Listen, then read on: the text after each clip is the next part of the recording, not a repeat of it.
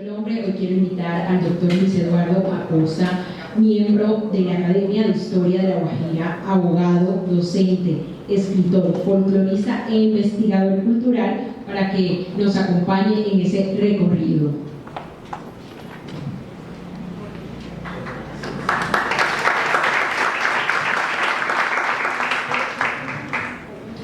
Gustoso y complacido, y con el optimismo de quien espera una vida larga y fecunda, aceptamos esta generosa invitación que las mujeres de Francisco el Hombre han hecho a este cuerpecito que habrán de comerse los gusanos del Monguí para participar en este evento tan importante en el propósito de visibilizar esos valores culturales y a nuestra gente, de esos que le quedaron grandes a su generación.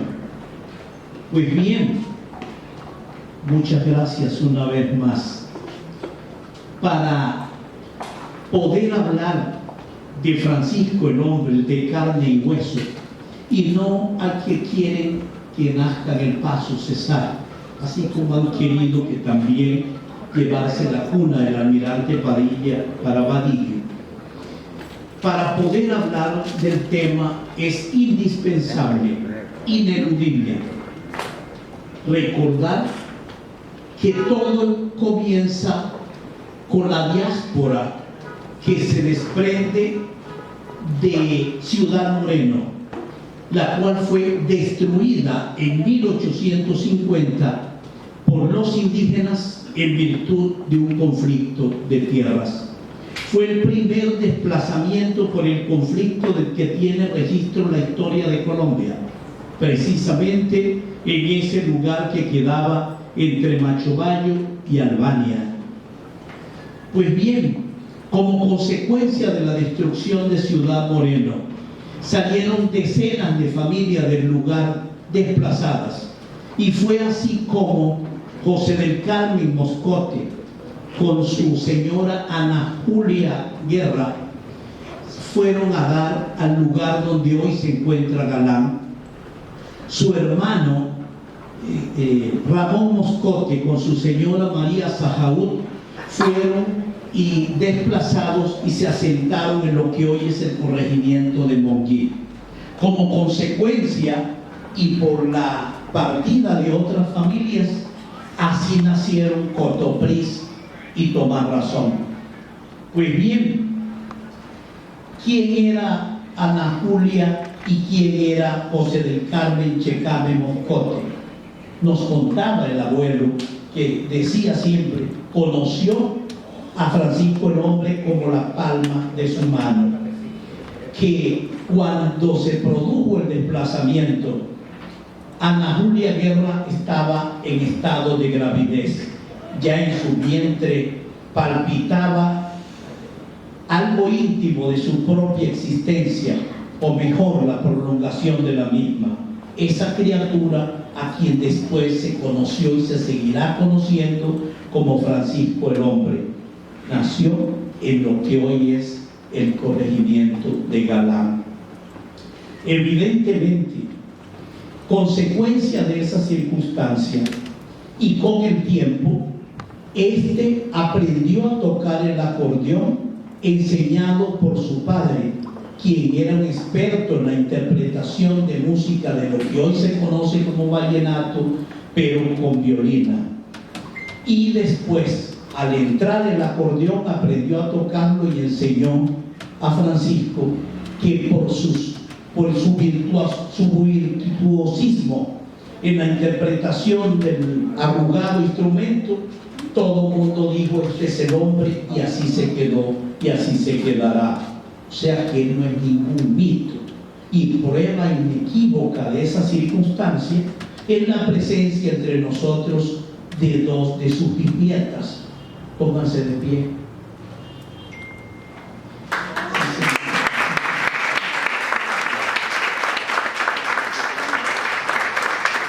Para que vean que sigo siendo un muchacho, esta fue mi profesora en kinder, allá en Medellín. Pues bien, como les iba diciendo, Igual es muy importante destacar que prueba de la obra indeleble de Francisco el Hombre y de su importante desempeño, su tarea, su huella indeleble entre nosotros, es que se convirtió en el periódico de la región. Iba de pueblo en pueblo, tocando y cantando y contando lo que sucedía en otros lugares a donde quiera que iba. Y gracias a esa circunstancia se tuvo conocimiento que la primera pandemia que se ha tenido en Colombia no fue el COVID-19 que puso de rodillas a la humanidad, sino la gripe española. De ello da cuenta su canción La Gripe. ¿Dónde está Beto?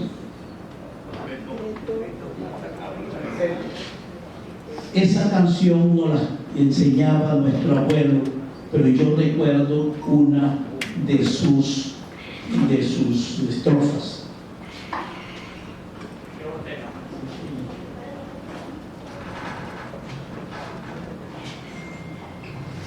Yo canto muy bien, lo que pasa es que se me oye muy mal.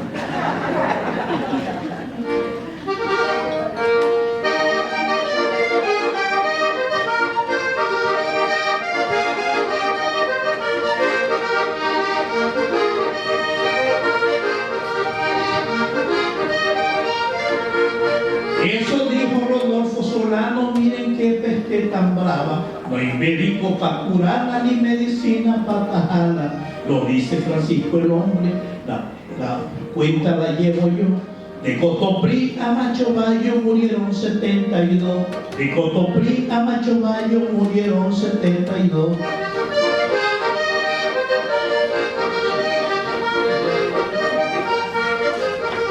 Ese es el abrebocas. Pues bien, Francisco el Hombre, en el corregimiento de Tomarrazón, que antes se llamaba 30, allí se encontró con la mujer entre todas, porque era bastante afortunado en ese sentido, con quien organizó vida marital, que fue Teresa Levete. Con ella tuvo 2 hijas, que fueron 2 hijos, Chávez y el señor José del Carmen.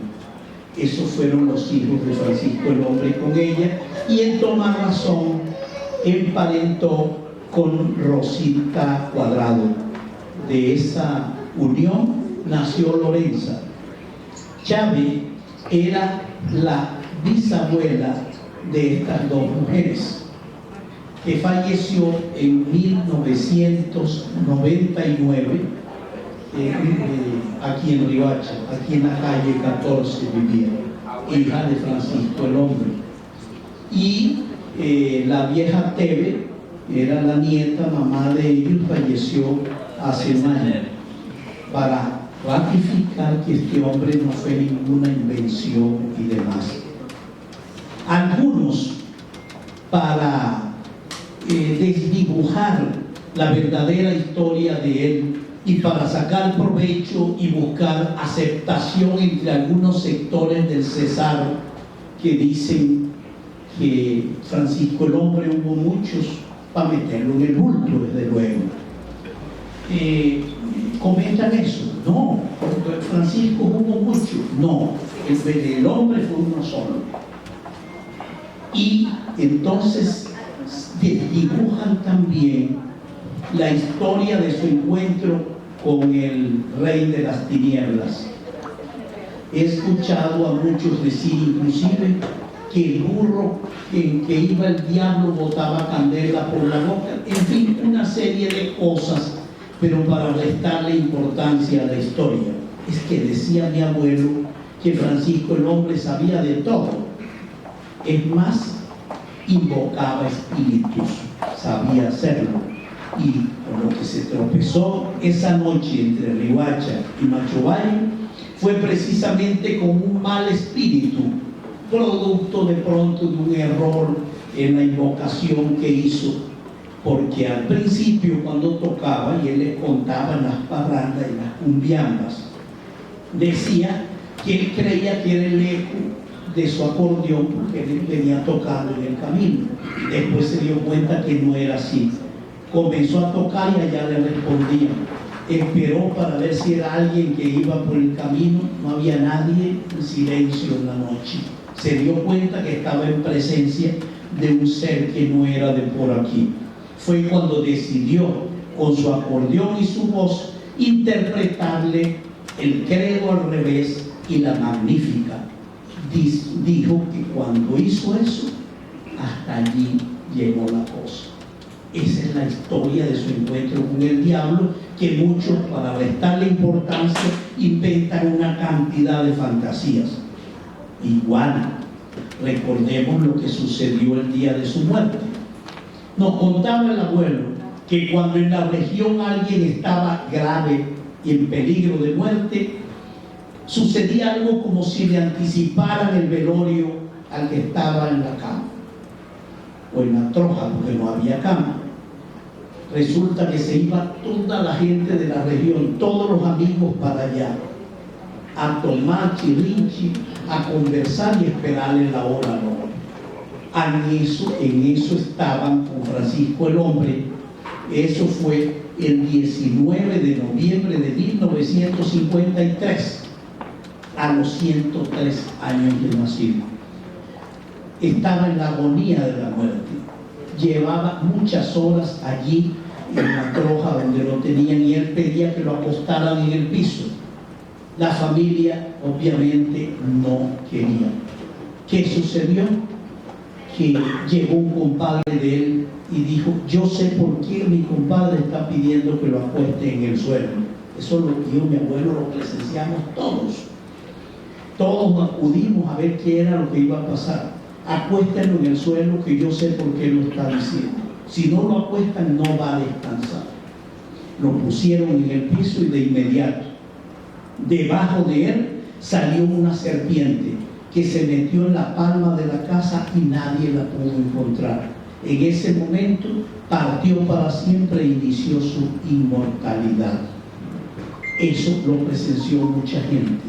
Es que la mente sirve para muchas cosas, y esos viejos analfabetas, autodidactas, sabían muchas cosas que para nosotros hoy son irrelevantes, porque estamos en el tiempo del café sin cafeína, de la cerveza sin alcohol, de la leche sin lactosa, de la política sin principio pero con miedo, y de la historia con especulación y sin verdad.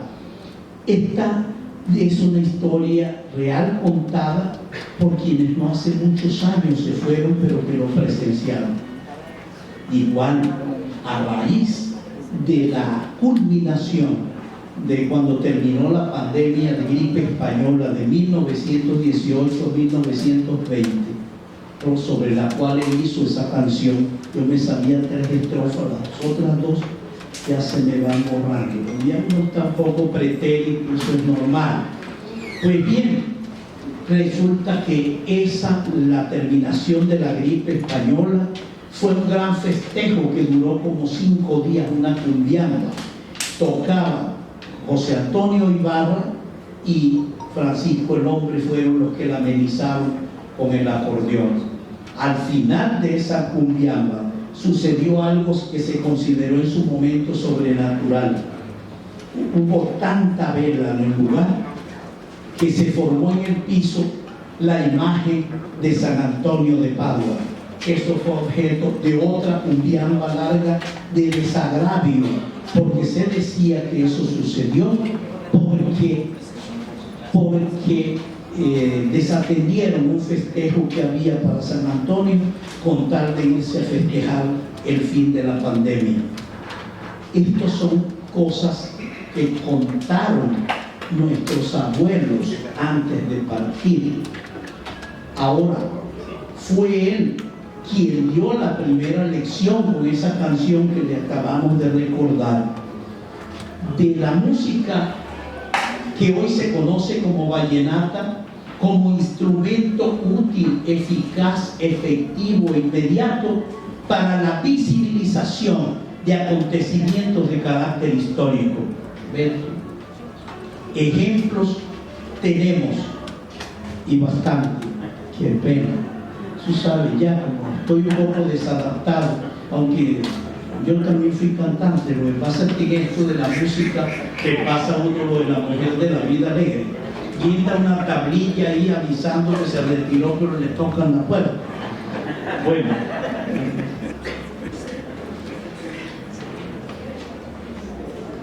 resulta que siguiendo esa línea de visibilización de esos acontecimientos, encontramos algunas canciones que en principio usted no le ve gracia o dice, bueno, ¿qué tiene que ver caldo con las tajadas?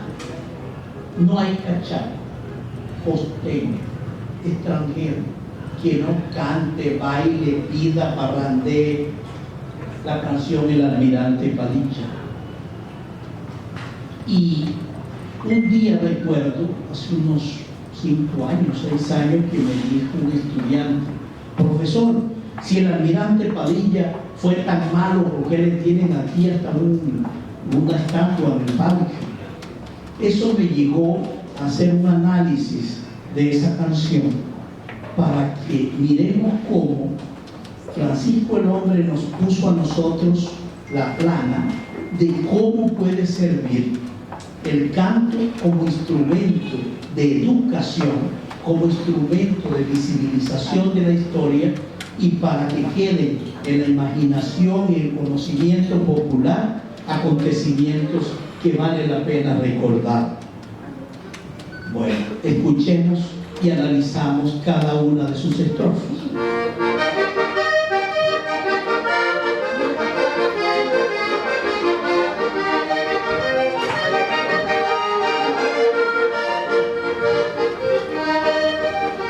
Allí en la Guajira arriba, donde nace el contrabando, y el Almirante Padilla llegó a Puerto López y lo dejó arruinado.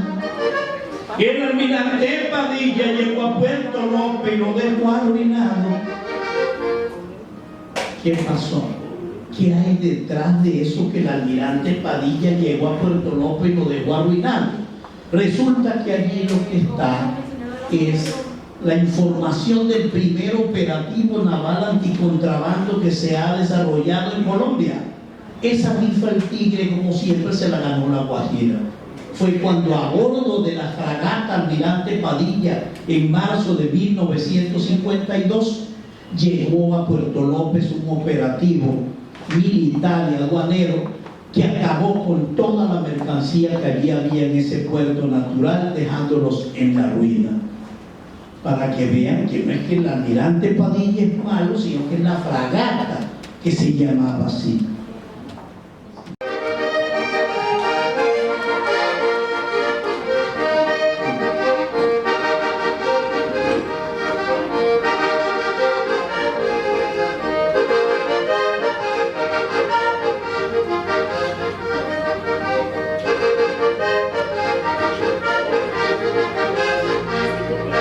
Enriquito se creía que con su papá Laureano todito lo conseguía, se fue para Bogotá, pero todo fue en vano. Todito lo conseguía, se fue para Bogotá, pero todo fue en vano.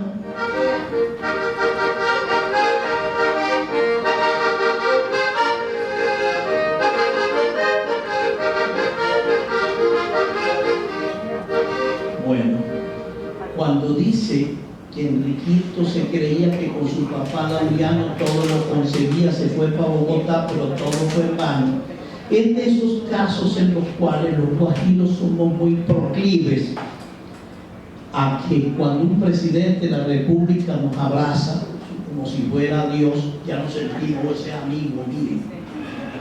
¿Entienden? Pero se les olvida que hay veces que la gente tiene amigos y otras veces tiene intereses. Y Enrique Orozco fue uno de los afectados por la incautación de las mercancías. Lo dejó en la ruina. Resulta que él dijo, no, tengo ningún problema. Yo voy y hablo con Laureano, eso me lo devuelven. Laureano Gómez era el presidente de la República. El hombre viajó a Bogotá y le fue como a los perros en misa. Entonces por eso Escalona se burlaba de él, porque además Enrique era conservador y Escalona era liberal. Entonces estaba contento por lo que le había pasado a la misma, pero él mostraba con eso: ese no era tu papá. Bueno, hay más.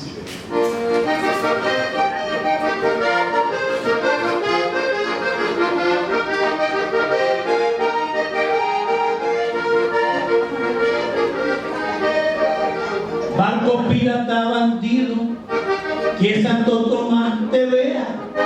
Prometo hacerle una fiesta cuando un submarino te voltee en Corea. Prometo hacerle una fiesta cuando un submarino te voltee en Corea. Bueno, resulta que eso también tiene su explicación. Esto pone de presente la participación de Colombia en la guerra de Corea. Fue el único país lambón de Latinoamérica que se sumó a los Estados Unidos a la guerra de Corea. Eso sucedió en 1953. A bordo de la fragata Almirante Padilla mandaron a nuestros soldados como carne de cañón allá. Muchos ni aparecieron. Entonces, este hombre, por lo que había hecho la fragata de llevar a los soldados al Cabo de la Vela, a Puerto López, y haberlos arruinado, le pedía a Santo Tomás que uno de los buques coreanos allá le metiera un cañonazo y la volteara. Por eso dice: barco pirata bandido, que Santo Tomás te vea. Prometo hacerle una fiesta cuando un submarino te voltee en Corea, en venganza por lo que había hecho aquí en La Guajira, trayendo a los soldados, para que veamos nosotros de cómo en estas canciones, cuando se relatan las historias, realmente se están visibilizando cosas como lo hizo en su momento Francisco el Hombre. Y mientras eso siga sucediendo, Francisco el Hombre no morirá. Hay otra canción. Resulta que hay una canción que se llama Riohacha, pero que no es la que grabaron los Zuleta en el año 1979, sino una con el mismo título, de la autoría de Lenín Bueno Suárez, que fue grabada en 1971 con su acordeón y su voz por Ismael Rivas. Resulta que en esa canción se dice lo siguiente: aquí en Riohacha, cada vez que una muchacha, si la muchacha es hombreriega, dice: no, ella no es daña, esa es la maldición del padre Espejo que le cayó. Si el muchacho le gustan las cosas ajenas, no, él no es ateo, esa es la maldición del padre Espejo. No, que este pueblo en todas partes avanza, pero Riohacha está en las mismas, y si yo voy a hacer un hueco, alguien se va a oponer. No, esa es la maldición del padre Espejo. Eso me llevó a investigar cuál es el cuento del padre Espejo, y resulta que me encontré con una sorpresa. La canción dice así: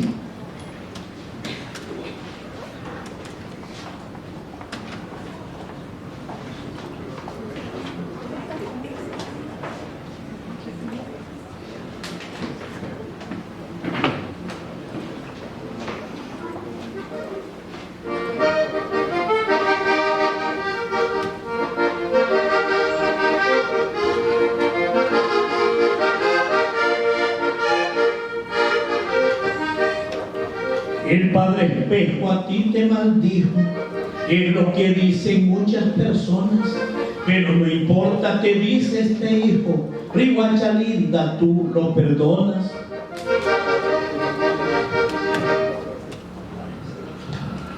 ¿Quién iba a creer que detrás de esa canción y de esa famosa maldición del padre Espejo realmente lo que hay es el primer fraude electoral cometido en una elección presidencial en Colombia, que fue precisamente aquí en La Guajira?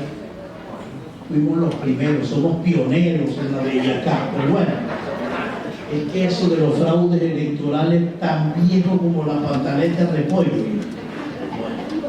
Resulta que el 7 de diciembre de 1903 se desarrollaron en Colombia las elecciones indirectas a través de la cual se elegirían los delegados electorales que en asambleas electorales el 2 de febrero debían elegir presidente de la República entre el boyaco Rafael Reyes y el costeño cartagenero Joaquín Vélez.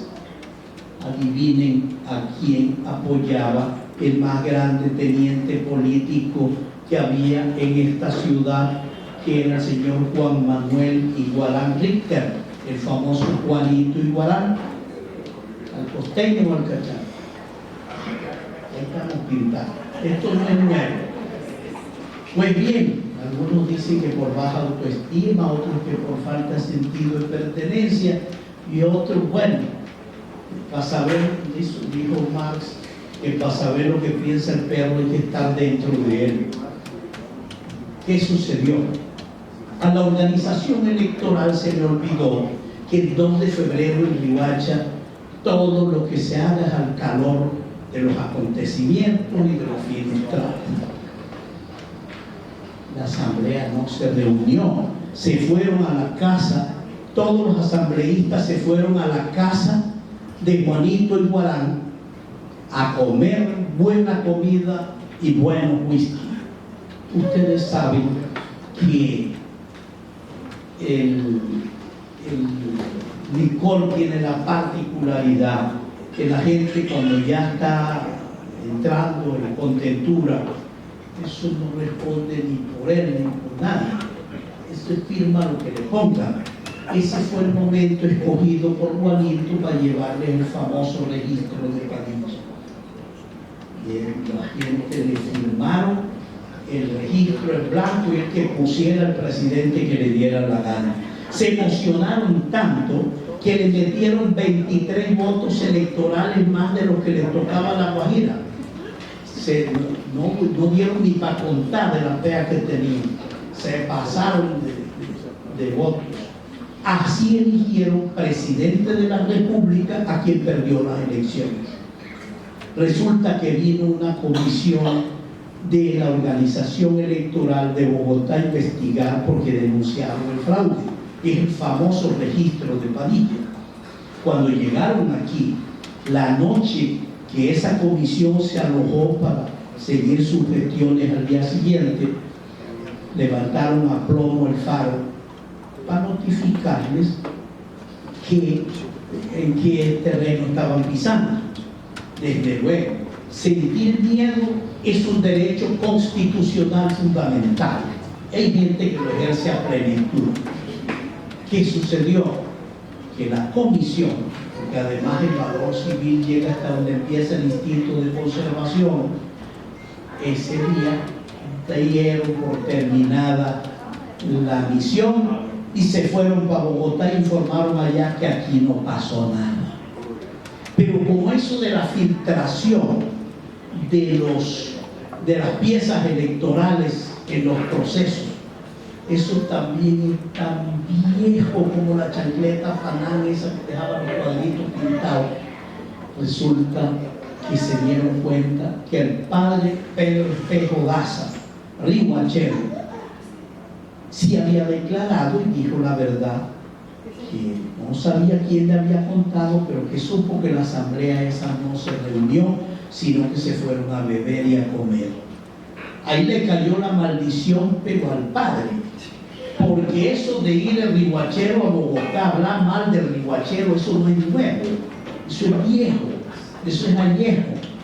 Se fueron a Bogotá y dispusieron al padre Espejo para vengarse de él porque dijo la verdad en el expediente. Se fueron allá y le dijeron a las autoridades eclesiásticas que este señor era un subversivo, que estaba metiéndose en política, y de allá le vino lo que hoy podemos decir que fue un destierro.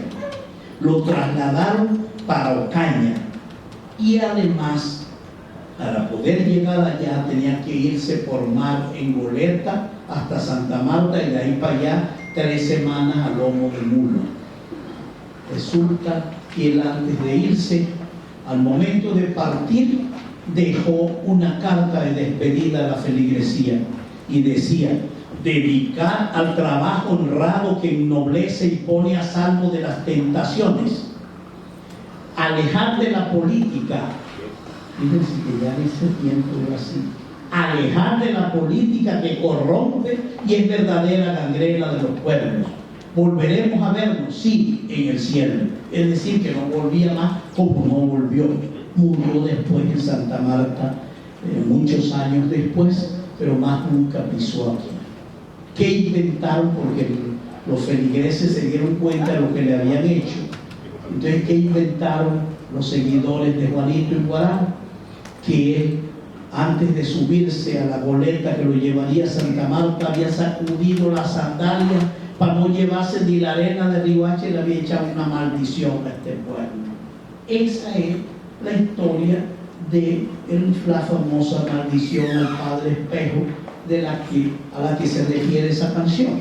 O sea, otra vez el vallenato como vehículo de circulación de información, como también encontramos situaciones sublimes que también se narran a través de esas canciones, como fue lo que sucedió con Mario Zuleta Díaz en el año 1975, en una canción titulada Heridas de mi alma, que salió el 31 de marzo de ese año, de Poncho y Emiliano, en el LP Una voz y un acordeón. Encuentran ustedes esa canción de Mario Zuleta que dice algunas cosas.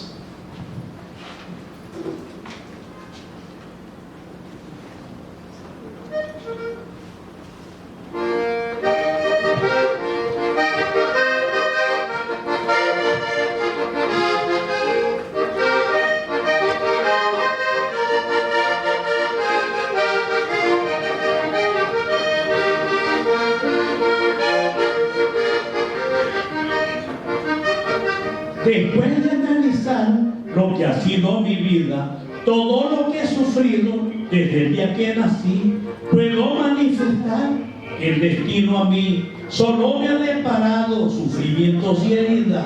Tengo mi pobre alma condolida, que a gritos me suplica no vivir. Y el hombre se suicidó. Un mensaje totalmente inexplícito, pero que nadie supo. Estamos ahí. Vamos a ponerle la cereza al postre, que se le acabó el tiempo. Resulta que en el año 1974, en un LP que titularon Rosa Jardinera, los hermanos López con Jorge Oñate dieron a conocer una canción que se llama Las Bananeras. Resulta que si los muchachos de hoy tuvieran la oportunidad de que se diera cumplimiento al decreto 1874 de 2017, que obliga a la enseñanza de la historia en la educación básica, primaria y media, seguramente entenderían qué dice ese disco o a qué se están refiriendo. Son Las Bananeras.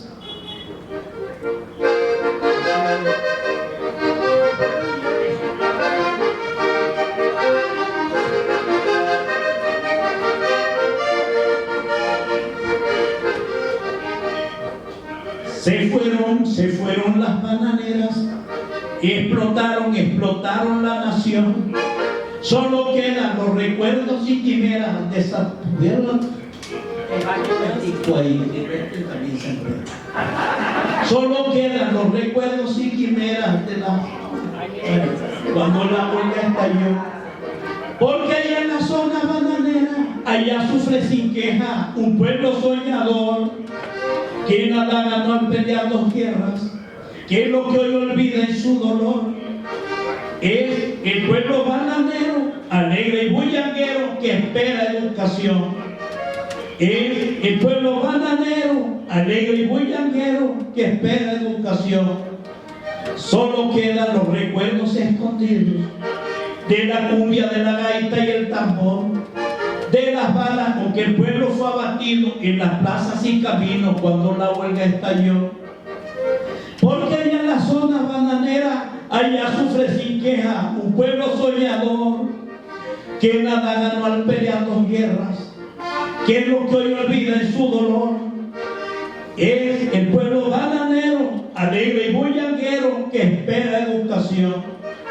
Es el pueblo bananero, alegre y bullanguero, que espera educación.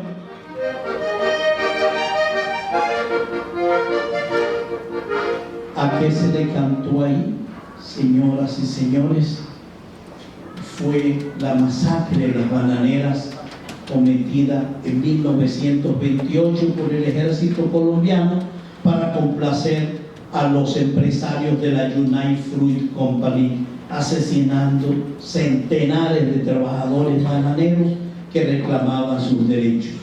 Ahí la importancia de la música vallenata como vehículo efectivo y eficaz, inmediato, necesario para transmitir información, para visibilizar los acontecimientos históricos, para el rescate de la tradición oral de la región, para que no sigamos educando una generación de muchachos con ignorancia supina. No me puedo extender más. Muchísimas gracias.